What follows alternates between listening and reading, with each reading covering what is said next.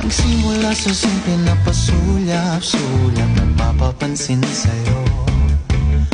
Umabot sa palitan ng mga mensahe, kilig na kilig ako. Kumusta, kain na, hello, magandang umaga.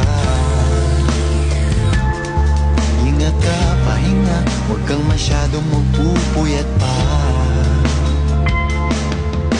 Naramdaman ng puso na dahil